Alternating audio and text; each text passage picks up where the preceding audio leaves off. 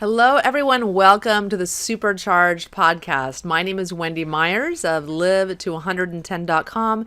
You can check out all the episodes for this show on the superchargedlife.com. Today, we have my friend Nick Pineault on the podcast. He is also a NES bioenergetic practitioner, and he wanted to talk today about the science behind EMF, electromagnetic fields, and how they impact our health, our body's bioenergetic field. We're going to be talking about the symptoms of EMF sensitivity, surprising sources of EMFs, and what you can do to protect your health. Our guest, Nick Pineault, is a health journalist who has published more than 1,500 online articles through a daily newsletter called Nick and Jen's Healthy Life. In 2017, he authored the Non-Tinfoil Guide to EMFs, which you can find on Amazon. That's an unconventional book which combines common sense and humor to tackle the very serious topic of electromagnetic pollution and its effects on human health. You can learn more about Nick at nontinfoilemf.com.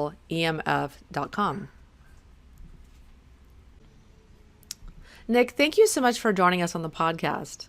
My pleasure, Wendy. I'm excited to talk about, a lot of scary stuff today. Let's face it. Yes. Yeah, so we're going to talk about EMF today, electromagnetic fields, or pollution, EMF pollution. So why don't you tell the listeners a little bit about yourself and your background? Sure. So my background is really online health journalism. So I've been writing about health for more than 5 years. My wife, Jen, that you met, and I have started a newsletter almost 5 years ago through selling ebooks. And it became a daily newsletter where I write my thoughts about all sorts of topics. So it's called Nick and Jen's Healthy Life. And I just been writing about so many different things in the last years. Diet. I talked about your work a little bit. I talked about what Mercola is doing, Dr. Axe, and all these authorities, kind of reporting on what everyone else is doing and trying to put that in a way that's digestible, because there's so many websites out there and so many breakthroughs happening in the last years. Last year, I became especially worried. I don't even remember how. It's probably just a calling, but I just became very worried about my cell phone. I'm like, wait a minute. I started reading these books like Deborah Davis' Disconnect, and then there's Martin Blank that has a great book, Overpowered, for example. And I read a few of them, and I realized the extent of the problem. I realized, wait a minute, this thing is tested on a mannequin head that's 6'2", made out of foam, and filled with liquid. And it doesn't resemble my brain. So I'm like, well, it doesn't make sense the way they're tested for safety, these cell phones that emit electromagnetic fields, EMFs. So I realized, wait a minute, this might just be the biggest health threat of our time if this is true that they're not tested the way they should be. And then I just went on a journey reading everything. I think I Googled like EMFs and went on YouTube and kind of listened to everything in the first 100 pages of videos you can find about EMFs. And I heard a lot of crazy stuff, like people, EMFs are like the government trying to mind control us, and like really extreme stuff. Yeah. I'm like, okay, maybe there's something to it, but I can't verify as a journalist. But other people, especially Deborah Davis and the Environmental Health Trust, just report on the science on the topic, the overwhelming science, and all the countries around the world that are actually thinking this is serious and they take action. So France in 2015, for example, they banned Wi-Fi from nursery schools, and they had a bunch of different laws that were voted in 2015 in their parliament. And since then, it's only getting clearer and clearer that France is going to take even more steps towards reducing EMFs. So meanwhile in America, and yeah, the story America, is very where just people have different. the government has their head buried in the sand. I need to move to Europe, Yeah. because they're protecting their citizens from food and glyphosate and Monsanto and now EMFs. They just are not being bought out, at least not as badly as the government here in the United States. Yeah, so just so that people can understand, so what Tom Wheeler is the head of the FCC, Federal Communication Commission, right? Mm-hmm. And he declared that we're not going to. So he declared that in a press conference a few months ago, when being told, "Are you going to kind of put a halt to 5G to study health effects?" And he said, "No, we're not going to study health effects. We're not going to wait for studies. We're going to roll 5G. We don't care." That's what he said in a press conference. He's like, "No, we're going to move forward." What is 5G? For anyone listening, Sure. what is 5G?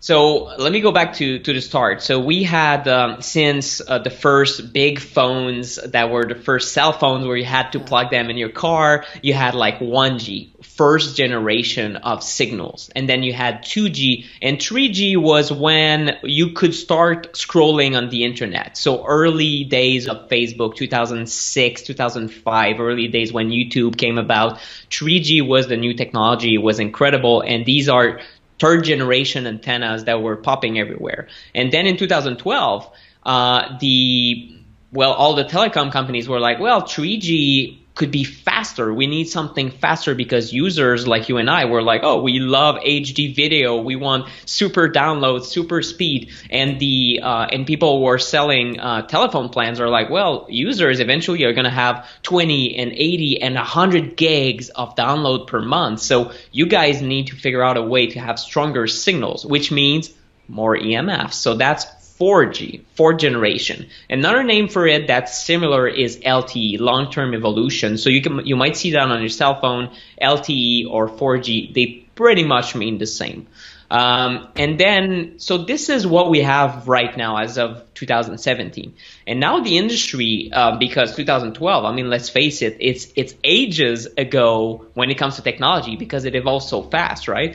Now they're thinking about 5G. They're like, okay, what is the next step in speed, in user demand? Like, how can we have holograms coming out of screens and like super high demand in the number of the amount of data that users can have? How can we download a HD video, a full-length movie in 6 seconds instead of 6 minutes, for example? So that's the kind of speed that they're looking to create with new networks called 5G, the fifth generation. And the plan for that is, I don't know if you listened to my talk at the Mindshare Summit in San Diego, but it was about the rollout of 5G. So the plan is we're going to roll this out everywhere across the US, across, I mean, even Europe wants to do it, and some people are not cool with that. But the plan is to have 5G everywhere by 2020 to 2025. Some people say that's unrealistic, it's going to be a bit later, but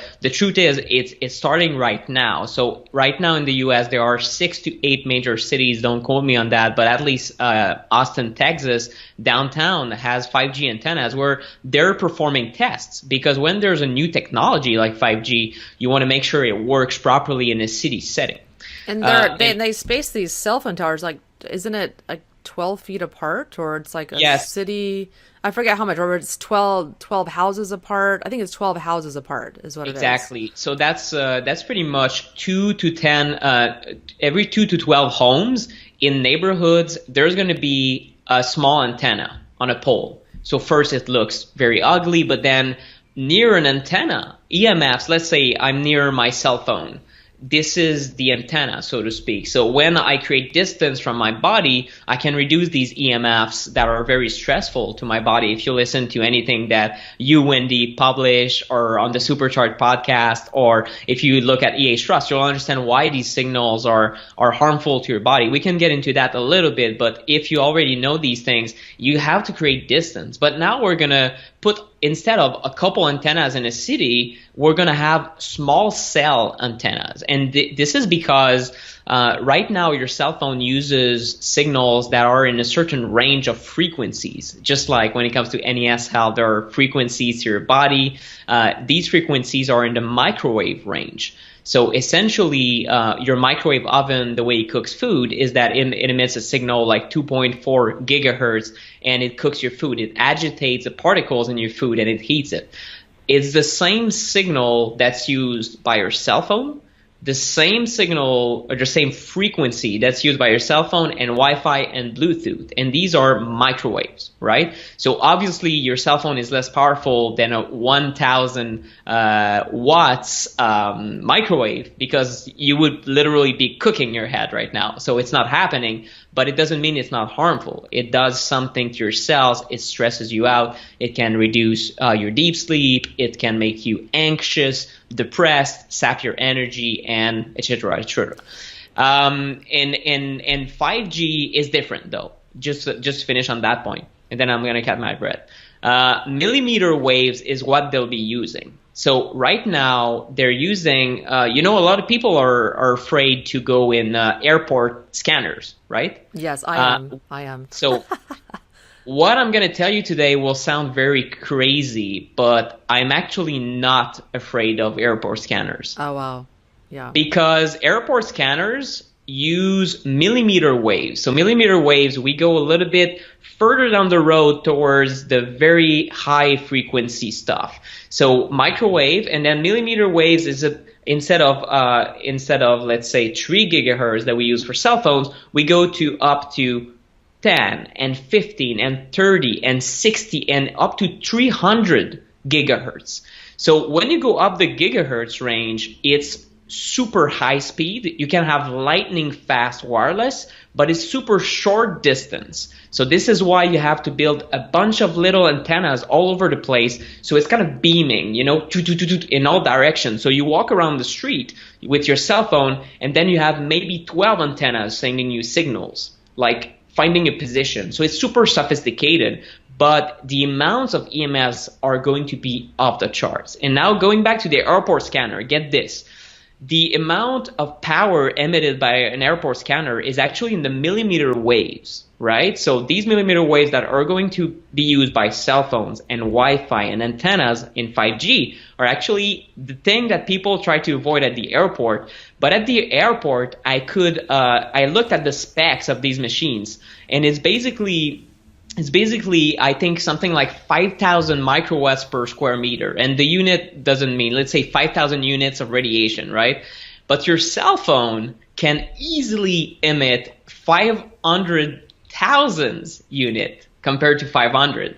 So the funny thing, or the irony, is that people that are super health conscious are like, oh no, airport scanner never. And then they use their phone and they expose themselves to thousands of times more radiation than the scanner itself. Yeah, I just didn't want to chance it. I'm like, I don't 100% know. I don't need to go down that rabbit hole. I'm just not going to chance it. I'll take the pat down. Yeah. So, but that's good to know. But it's kind of crazy. So imagine airport scanners times thousands and thousands and thousands everywhere in the neighborhood. That's 5G for you. And because the mainstream and people responsible to push the technology, they're either not aware, either putting their head in the sand, either deceiving the public. We can call it a bunch of things on a political standpoint, but they don't want to stop for a second, study the health effects, and then develop maybe a 5G that has all these things, but that maybe is compatible with the human body. They don't care about that. They have this meme that they keep repeating. It's safe, it's low level radiation, and all these things that you'll hear. But the truth is, what we have right now, 4G, is already damaging our health.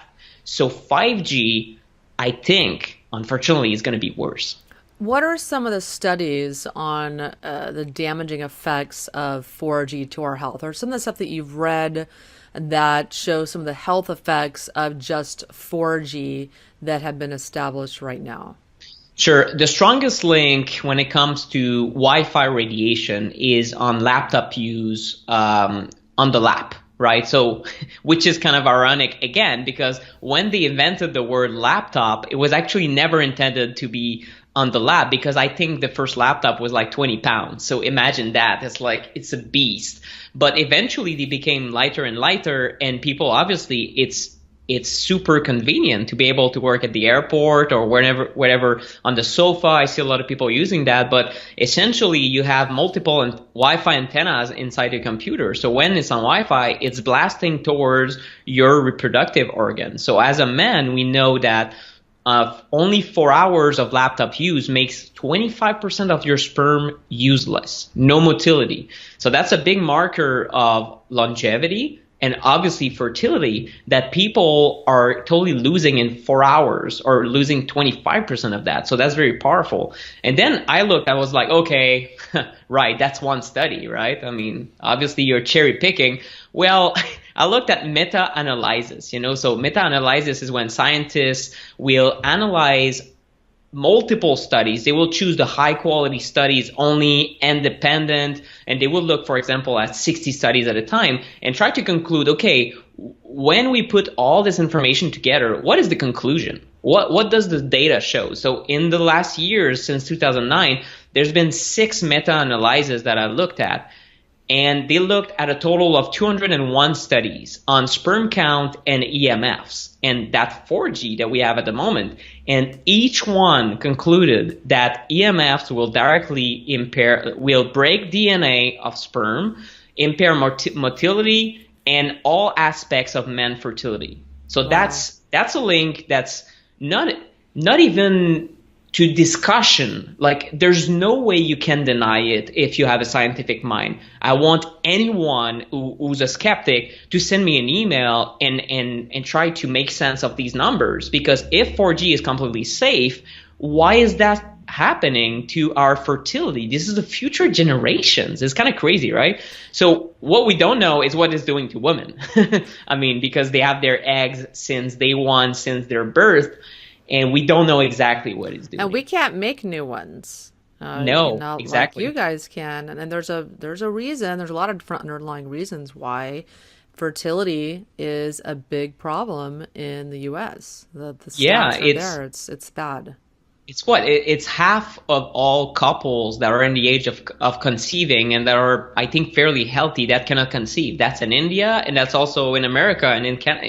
If it's not half, it's a third. But it's a tragedy that people cannot conceive, and then they rely on IVF and other technologies, and they pay $50K out of pocket or crazy things. The people will mortgage their homes to have children. You don't have to do that if you find the right causes that destroy your fertility. And among them, I'm not saying this is a sole cause of illness in human beings, it would be silly, but among them is EMF exposure directly to your organs. So if it's not laptop use, it could be just keeping a phone in your pocket 24/7 is a huge issue, or even keeping it by your bedside, because it's constantly emitting towards your body. Even if it's not, you don't see a notification every 6 seconds, maybe faster in some phones, it's connecting to the tower saying, hey, I'm here. And each time it's a little hit to your biology. Yes. Yeah. And so let's talk about the sources of EMF for people that may not be totally familiar with EMF or what it is, what it does to us. What are all the different sources that people may not be aware of? I mean, I know a lot of people here listening, they're charging their phone by their bed when they sleep, and they don't put it on Wi-Fi. They have their little phone because we're all addicted to our phones. Yes. They're next to our heads when we're sleeping, and you're not putting on Wi-Fi or turning it off. Tell us all the little sources, maybe some tips and tricks about things people are doing to harm their health. Sure. So number one I told you about is the phone. I mean, obviously, this is number one source of EMFs, period, because it's the closest to your body. And it's also the one that you can accidentally turn off. You have the control. I mean, if it's your neighbor on a subway train, it's not like you can go to that person like, hey, you're EMFing me and kind of secondhand smoking me. Not yet. It's not accepted in society, and there's no like policeman that will tell that you're right if you tell your neighbor to shut down their Wi-Fi router. So focus, in the meantime, you have to focus on your own stuff, right? Your own devices. So tablets and cell phones and laptops would be my first thing. So you create distance. When you use a phone, instead of using here, you can have these earbuds and create 1 to 2 foot distance. You reduce problems by 95% right there. When it comes to your home, it's your Wi-Fi router, honestly. In a perfect world, we would just disregard Wi-Fi, go wired. I have a 75-foot Ethernet cable that's going all the other way of the apartment, and that's one way to go. To actually have wired internet is a possibility. If you don't want that, if it's not convenient, then you're like, okay, well, one step at a time. One thing you can do and you should do is turn it off at night. So at least your cells and your melatonin production, your entire biology will go, oh, okay, a little bit of relief from all this outside environment. Maybe your office is super high in EMFs. Maybe your grocery store is, because now they have free Wi-Fi while you have the app of whatever, Whole Foods. Everyone's developing apps. Like, everyone is telling you to add more EMFs to your life. So you might as well have lower and lower EMFs inside your own home. So where you place your Wi-Fi router is critical, because this is the number one source. I saw some people that didn't know better, and they placed it under their bed because they're like, well, there's a plug there, and the tech guy was like, okay, guys, let's install it there. And they have super high connectivity, but they're essentially sleeping right next to a cell phone tower, a miniature cell phone tower. It's horrible, and they wonder, well, it's been 2 years now, and we're so exhausted, and our sleep is crappy. Well, guys, you have something that's proven by more than 80 studies to reduce melatonin and create adrenaline spikes and spikes in blood sugar, even in certain studies, or spikes in adrenaline, stress, cortisol. There's a lot of different links. Overall, it's definitely not something you want in your sleep. So first, place that Wi-Fi router as far as possible from your bedroom or living areas, from your kid's bedroom, obviously. So maybe in a closet, maybe in somewhere that's really remote, and then have it on a Christmas light timer. It costs about $10 on Amazon. You can look it up, and you hook up your power cord to your Wi-Fi router on this timer. So you can set it up so it goes off at 11 p.m. and it comes back on at 6 a.m. So at least your entire family, your entire house is a very, very low healing environment, a very low EMF, very high healing environment at night during 7 hours. And this is how I think you'll be able to manage to get exposed the rest of the day by all the other sources that you have little control over. Yeah, I mean, but what about all the other people's Wi-Fi routers? I mean, in my neighborhood, when I go searching for my internet right now, I mean, there's 30 other wireless routers. It's very depressing because I can't turn their router off. I can't turn off their electric smart meters. You know? Yeah, that's the thing. So there are a lot of outside sources nowadays that can be a problem. To be perfectly honest with you, the first step, I'm focusing on baby steps for people. In certain situations, let's say you take care of your own home, but maybe you're in a large apartment building in New York City, right? There's cell phone antennas at the outside blasting at your window, and then you realize your neighbor maybe has this industrial strength Wi-Fi router right on the wall that's like your bedroom head. What do? My advice would be like, either move, it's not necessarily the best way, the easiest thing to do, or hire a building biologist. So there's a profession in the United States.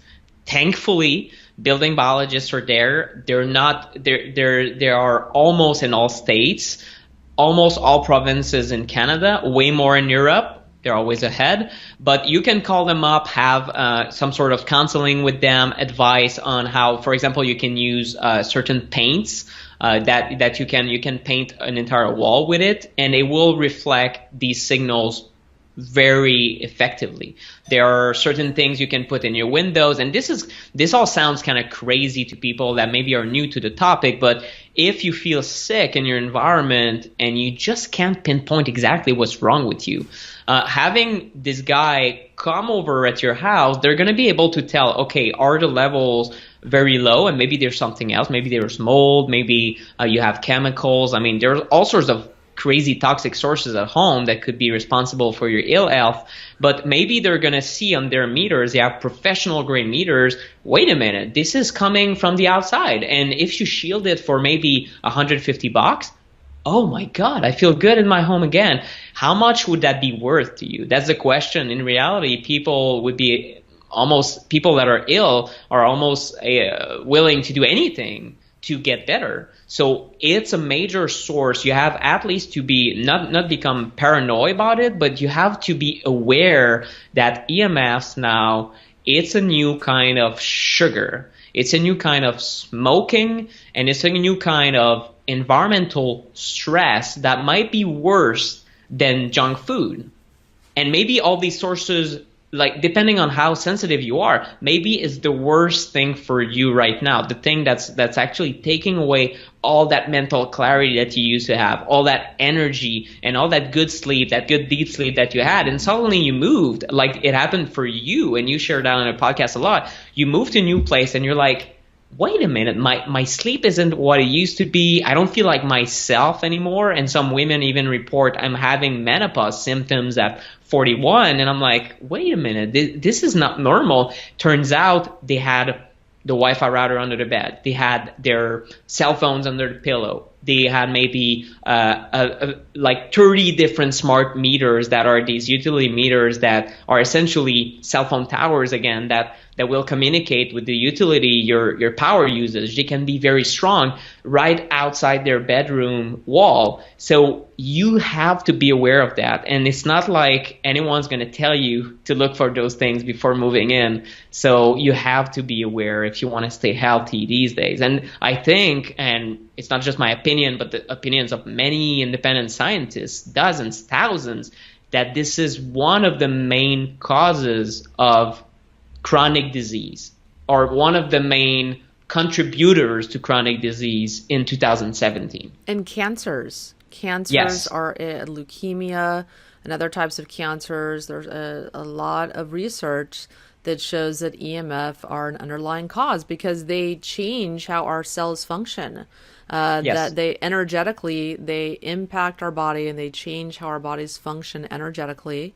They impact our body's energetic field and how our bodies communicate and how our cells work. And that's why cells will more easily mutate when exposed to EMFs, and then can grow into a tumor and a cancer. Can you talk about that?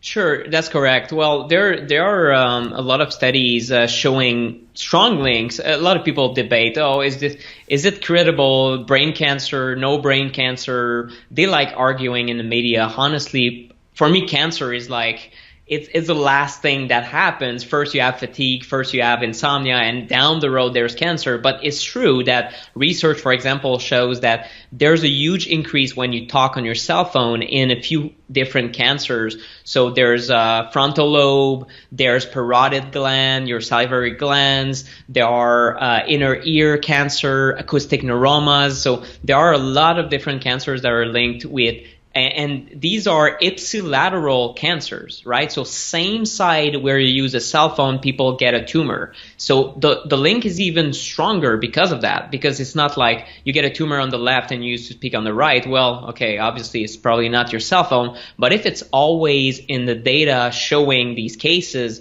it's very strong. So Hardell, he's a Swedish researcher. He says from all his research, and he's one of the most published authors on the topic, he says every year that you use a cell phone, you increase your risk of brain cancer by 8%. That's how he puts it. And one study it's gonna move a lot of ink in the U.S. and it's gonna make the headlines, hopefully, if it's not repressed or anything like that. The NTP study, right, National Toxicology Program. This is a branch of the U.S. government that was mandated.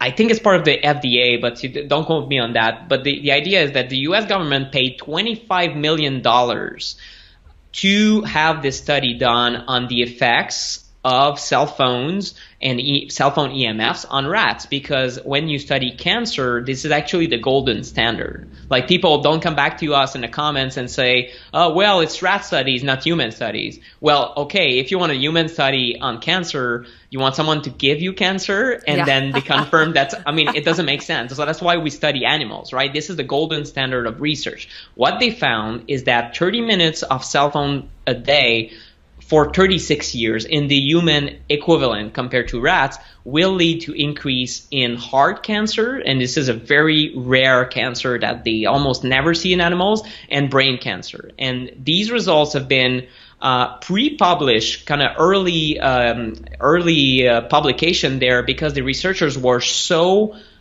scared of the results, so concerned that they decided to release them in late 2016.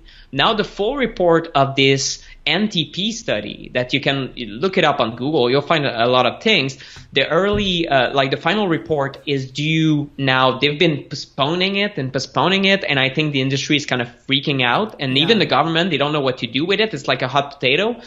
It's coming in, I think it might be April 2018 now. And it might be, honestly, it might take years. Who knows if they're going to kind of, oh, no, because it's so credible. It is the US government, right?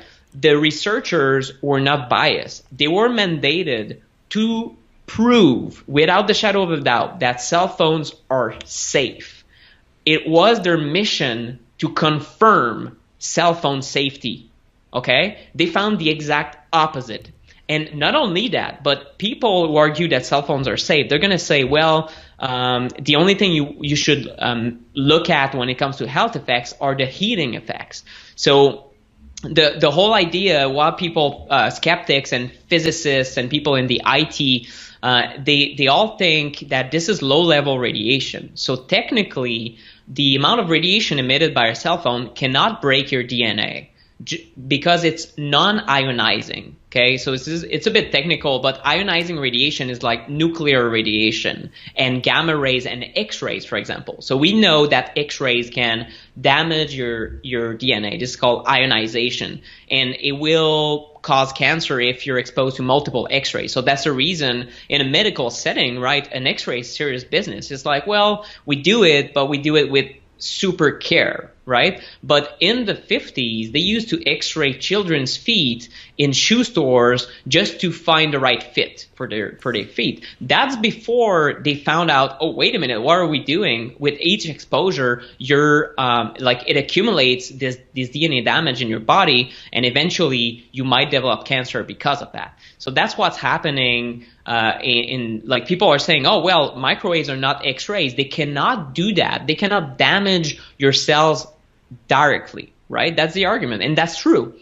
But what is not said, and that's a research by Dr. Martin Pall, Pall, and the guy has discovered that EMFs, these low-level EMFs, do not directly impact the cell. It impacts little part of the cell that is called the voltage-gated calcium channels. And this is a little door inside your cell that lets calcium in or out. So it's just calcium shuttling. And the consequences of EMFs coming in and kind of screwing up with these little mechanisms and keeping the doors open 24/7, so the calcium flows in. So there's excess calcium, and inside the cell, it totally wreaks havoc. Imagine a factory where I pour like molten lava in there, and then the workers are screaming around. They're like, "Oh my God, what's happening?" It just creates a lot of different things inside the cell, and it creates DNA damage that way in an indirect manner that might be worse than ionizing radiation.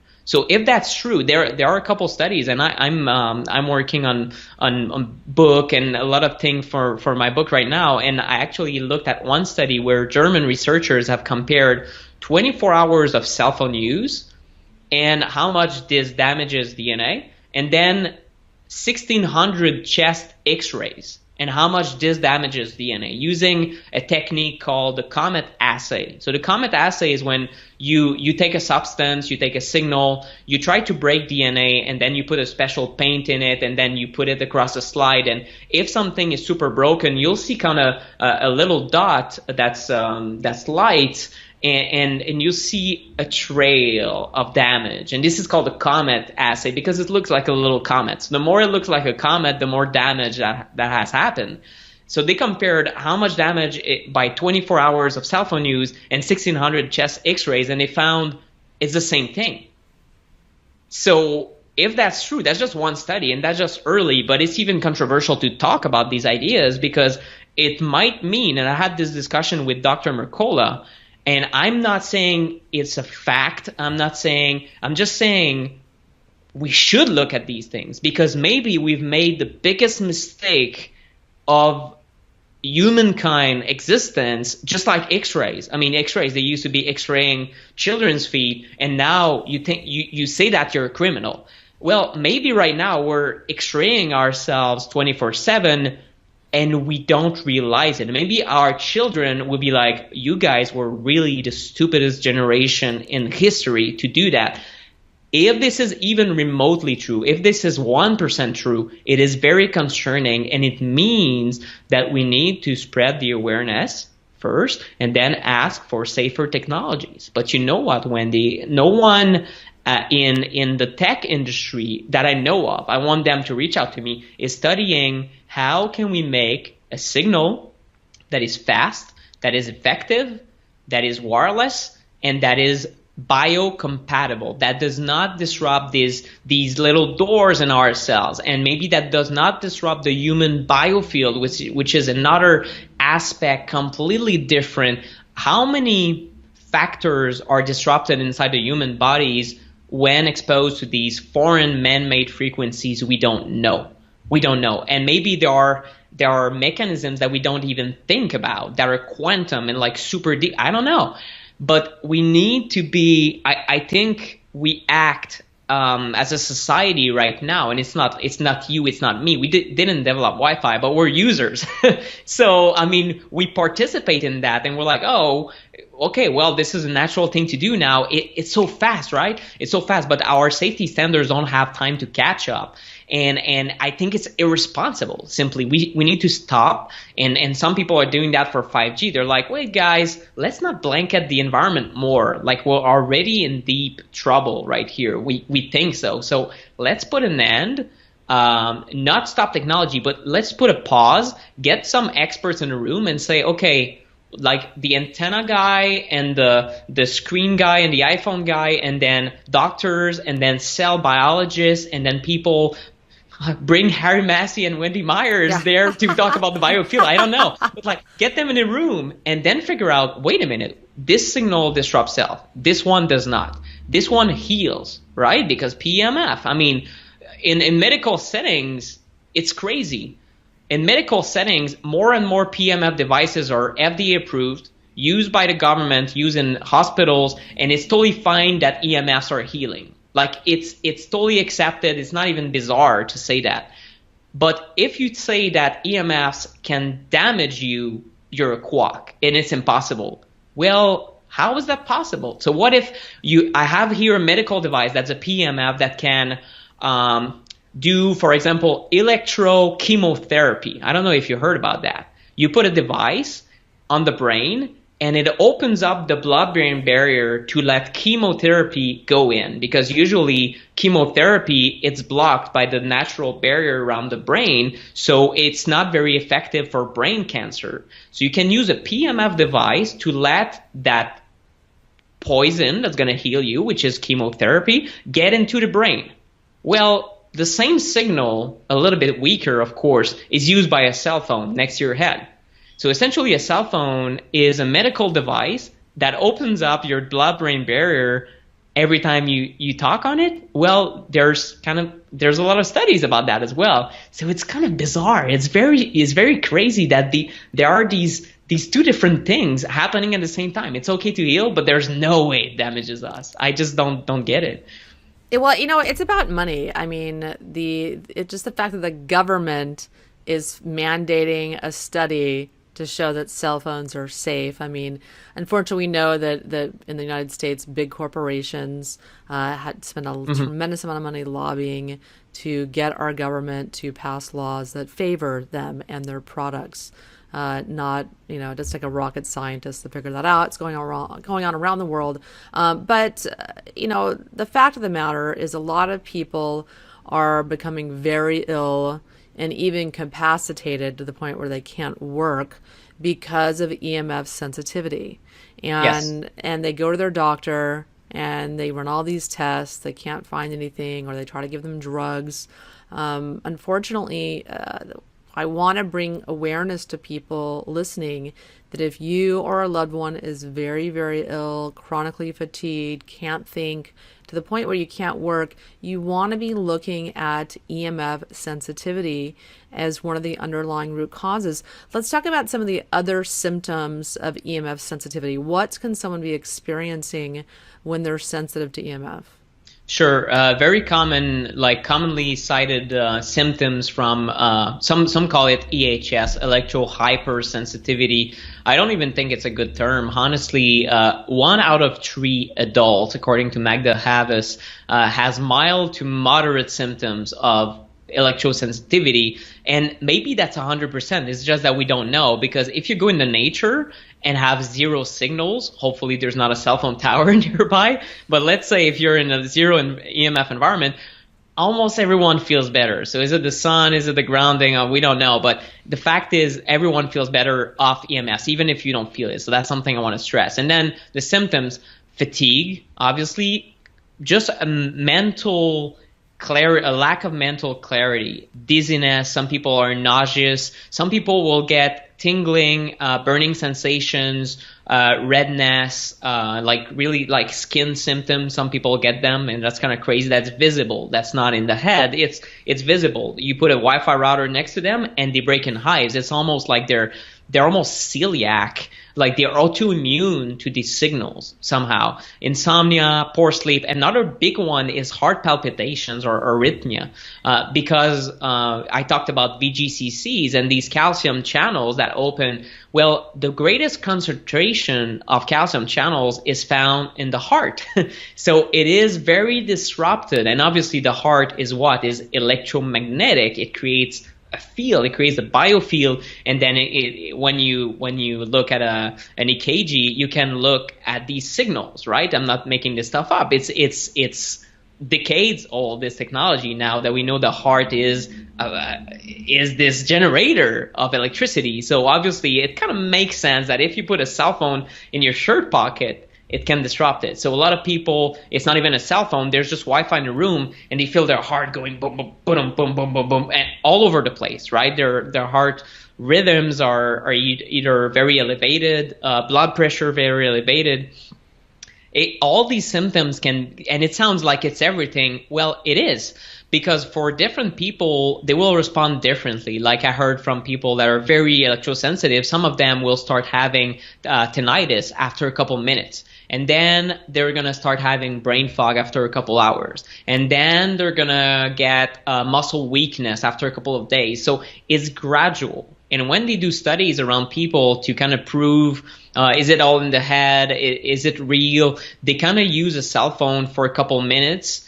And it's not the way we're exposed to these levels. These people that are EHS or that have this toll on their body, it's over time that this is creating that. Just with heavy metals, like you talk about all the time, or with chemicals, it's over time. It accumulates this damage. And if you don't go in a low EMF environment, you're essentially a celiac person that's gorging on Wonder Bread. It's like you're essentially like you're trying not to gorge on it, but someone is, I don't know, throwing bread at you or flour, and you're like, oh, you're getting hit all the time. Your body never has rest, right? So all these symptoms can be part of that. And one way to verify that, I mean, and this is a challenge I recommend for anyone listening to this, is just to turn off your Wi-Fi router at home for a couple of nights straight. Turn off the circuit breaker to your room to even remove all the electrical fields. That's another EMF that can be in your room. Just electricity itself can be damaging or stressful. And then remove your cell phone or put it in airplane mode. And if you feel better, well, there you go. There you go. You're EMF sensitive now. I am. I know if the Wi-Fi is on, I cannot get my testosterone, libido, mental performance to be what I consider normal. Like I go back to normal when the Wi-Fi is off at night, and it's still on during the day. Jen loves, like, and I just want to stress this. I'm still using Wi-Fi. I mean, I'm not perfect by any means. I'm not freaking out about it every single day. That would be silly, and that would even put you in a stress response that maybe is worse than the EMF itself. But I am aware that when I spend a lot of time in coffee shops, I feel drained a little bit more and I need more rest. So you need to be aware of that, and you need to be very aware that this is real and this is happening, and listen to your body even more. Even if that's not a very scientific thing to do, it's true. You have to listen like, wait a minute, I feel really off in this room. And at the Mindshare Summit, it's a business event in San Diego like 3 months ago, the levels were off the charts. This is a health conference, but you have these strong Wi-Fi routers, right? So everyone was some people were like a little bit dizzy, very sensitive people. Obviously, most of them were not, but it's like you have to listen like, wait a minute, if I feel something, it's probably real. Where does it come from? Is that something I ate? It can be something in the air. It can be just, I don't know, fresh carpet that's like emanating all these chemicals, but it can also be these EMFs that you cannot see, you cannot feel, you cannot smell. So it's hard. But one thing I recommend is getting a meter. If there are practitioners or health conscious people listening to that want to go a little bit deeper and invest a little bit in their health when it comes to EMFs, it's really having a meter, honestly, that helps you figure out, okay, am I kind of paranoid here, or are the levels of the charts? At least you can verify, you know. What kind of meter do you recommend?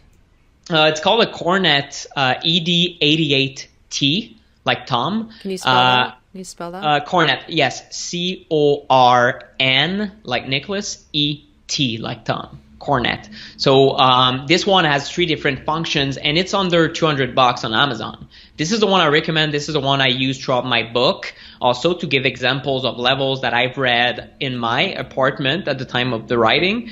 So I tell you what's the difference between a cell phone and a Wi-Fi router, what's the difference between a Bluetooth signal or a breaker box, or all the sources of electricity you can think about. So to help people kind of put numbers on things, because it's kind of, okay, what's a high EMF environment? What's a low EMF environment? Like, you got to put numbers or have a kind of scientific approach to it. So you can actually test out your bedroom and see if your Wi-Fi router is too close to it, if you have a meter.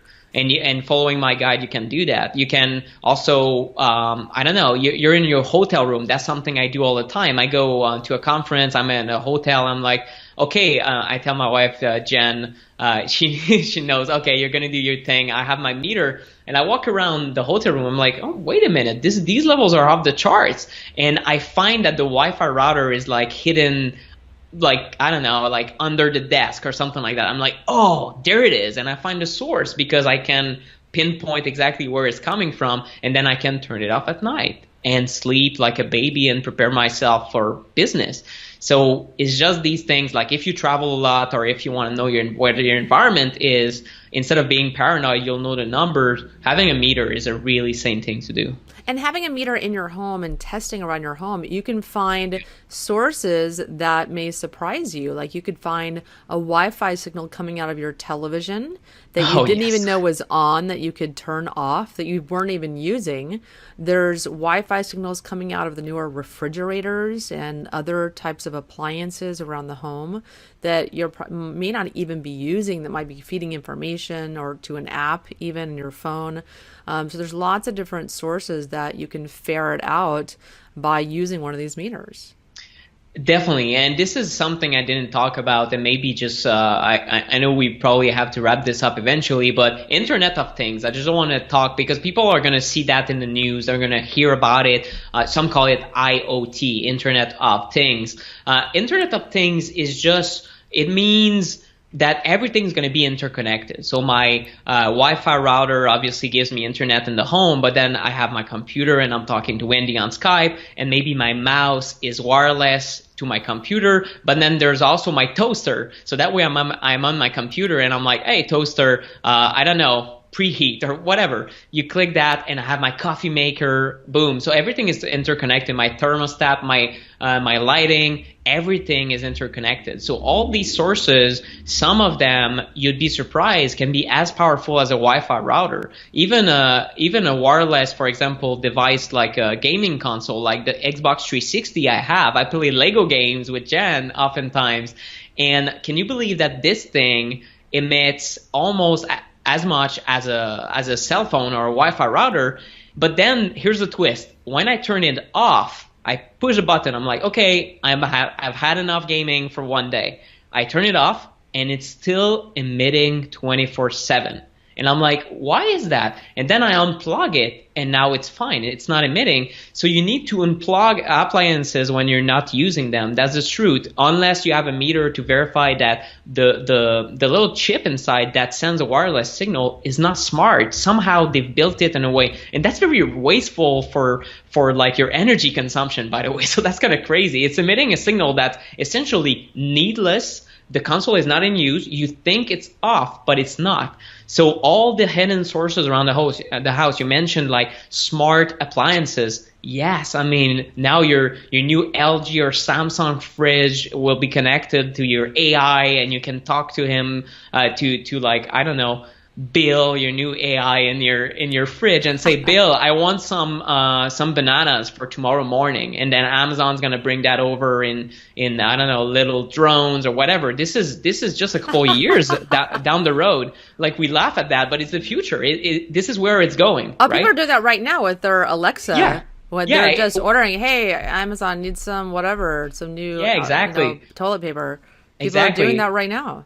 Well, exactly. So if you get on that craze, that's the thing. I guess my last message would be not to go back to the Stone Age. That's not the question. I think we need to be careful about jumping on the new technologies, because once you hear about the problems with 4G, if you decide to grab the new iPhone X, I don't think it's going to be on 5G. I think maybe it's going to be like iPhone 15 or something in 3 years from now. But when 5G comes out, if you're a user and if you decide to use it, you are part of the problem if you are aware that it is a problem in the first place. But if you're aware this is a problem and you still decide, you know what, the speed is too good and I want to download 8G videos in 6 seconds, you're going to be part of the problem. Because if you do not participate in the technology, if you choose, you know what, I'm going to stay with my old phone a little bit longer, I'm going to talk about it, I'm going to talk about your work, Wendy, you had so many great interviewees about EMFs, talk about my book, whatever it is, I don't care. But if you talk about it and you avoid the technology, well, the telecom companies are not going to make a dime on the technology. They're going to lose money, in fact. They're going to install all these antennas. It costs trillions of dollars. And they're going to be like, well, users don't like it. They demand safer technologies. Well, guess what? They're going to have to go back to the drawing board and then come up with healthier stuff. It's the same thing as the food movement, guys. It's the same thing. If we demand organic, grass-fed, healthier, sustainable, companies like Walmart now are the #1 sellers of organic foods in the US, if not the world. I don't know. But it's what happens. Costco, like all these corporations that see money in a new health trend that's healthier for the planet will jump on board. So if having a safer version of 5G, let's call it, I don't know, like Healthy G, I don't know.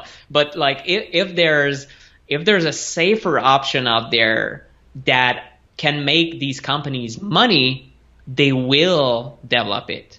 I mean, and the first company that's going to do it is going to be rich. So everyone's going to jump on board. So it's only a matter of being very prudent, reducing EMFs at home, and then talking about it, because it's a huge topic and it's not crazy. I mean, the guy, my book is the non-tinfoil guide to EMFs. That's the reason I chose this title. People think it's totally like quackery and BS. It's not. Even one guy that's a pharmacist sent me literally an email that's really got me shaken up. At the beginning when I published my book, I sent him the book and I'm like, I know you're a skeptic, but please read the research. He told me, Nick, you should quit. He's like, Nick, this is not serious work. You cannot go around with a meter. It's BS. He didn't even read the book, obviously. He just skimmed through it and he's like, no, it's a non-issue. This guy's going to be sorry in 10 years when he realizes that he doesn't have a sperm count. And the reason he cannot have a baby with his wife is because he didn't believe me. So it's just like, don't take my word for it. Look at the science and then take the precautionary approach that I recommend is to just be careful with these technologies and be very skeptical. I mean, your book, The Non-Tinfoil Guide to EMF, it's one of the best books out there about EMF. It's incredibly well researched. It's well written. I highly recommend people, if they want to learn more about EMFs, the dangers of them, and what they can do to protect themselves from EMF, to go get it on Amazon. Thank you very much. Thank you for the endorsement. And I know, I mean, the response has been incredible from people in the health field. I feel that even practitioners, even healers, people in the acupuncture or so many healers know that this is an issue, but they don't know how to talk about it. They don't know exactly what the problem is. And no one wants to feel like they sound crazy. That's the truth. At the beginning, I felt so... my self-confidence was shattered at this point. Just publishing the book, I'm like, what am I doing? Am I kind of overstating the issue? Am I doing some fear mongering? Like, I don't want to talk about a topic and make it sound so big and so fearful, but in truth, it's not. This is not the case, people. The independent research is so strong, and people that are at the forefront of healing are seeing it in their patients. Dr. Klinghardt, Dr. Joe Mercola, who's spreading so much great information on the topic and is publishing a book next year on the topic. I'm actually looking forward to it because there's going to be way more stuff than I talked about. It's evolving. Everyone in the health space right now that is independent and that is staying sane on the topic is seeing that people are getting sick. It is true. People are getting sick, and we need to talk about it. We need to do something about it right now. Nick, thank you so much for coming on the show. I knew I was going to love this podcast because you're so eloquent and well spoken about it, and clearly you've done a vast amount of research. And thank you so much for sharing your knowledge. You're welcome, Wendy. I had a blast. Thank you. Everyone, thank you so much for listening to the show today. This is the Supercharged Podcast. My name is Wendy Myers of live to110.com. I hope today's show helped you make some distinctions that help to energize your life, improve your energy levels and your health so that you can reach your health goals. That's why I do what I do. I want to help you make those distinctions and get those tips, those practical tips that you can start engaging and utilizing right now to improve your life. Thank you so much for listening. And if you like what you heard on today's show, please go leave us a review on iTunes. It's the Supercharged Podcast. I would appreciate you taking 2 minutes to do that so we can help as many people as possible. Have a fantastic day.